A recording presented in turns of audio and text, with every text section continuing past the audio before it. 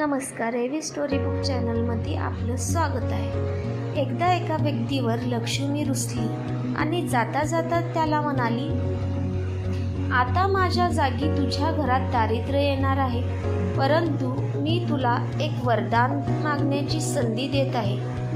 तुझी इच्छा असेल ते माग. माणूस खूप समजदार होता. तो म्हणाला, जर दारिद्र्य येणारच असेल तर त्याला कोणी थांबवू शकत नाही. बस फक्त त्याला म्हणावं, माझ्या परिसरात एकमेकात प्रेम आणि जिव्हाळा राहू दे.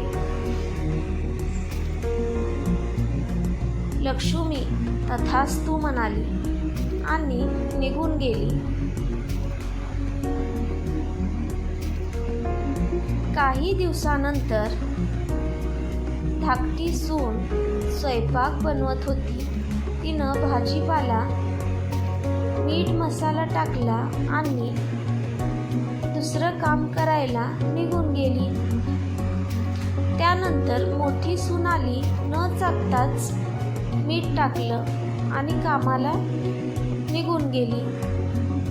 त्याचप्रमाणे आणखी 2 सुनांनी न चाकताच भाजीत पीठ टाकलं आणि निघून गेल्या.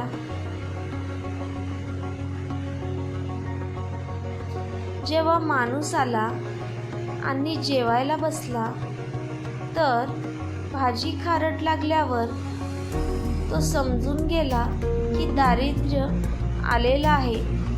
त्यांना काही न बोलता जेवण केलं आणि निघून गेला.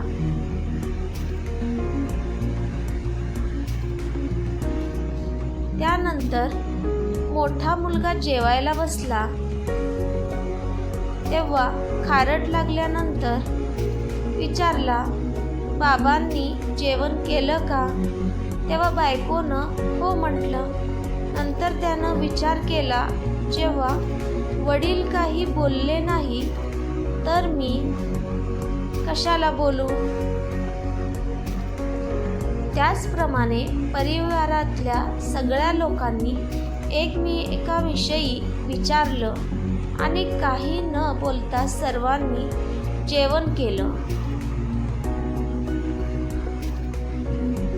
संध्याकाळी दारिद्र्य त्या माणसासमोर आलं आणि म्हणालं, मी निघून चाललो आहे.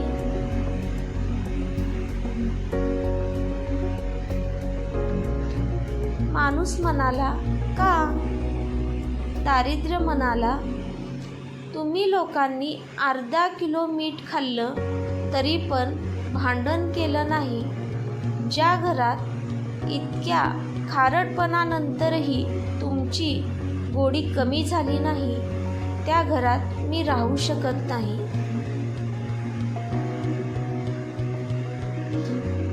लक्षात ठेवा, भांडण आणि ईर्ष्या यामुळं आपलं नुकसानच होतं. ज्या घरात प्रेम, शांती आणि आपुलकी असते तिथं लक्ष्मी नेहमी नांदते. श्री स्वामी समर्थ. ही कथा तुम्हाला आवडल्यास ह्या चॅनलला लाईक, शेअर आणि सबस्क्राईब करा. धन्यवाद.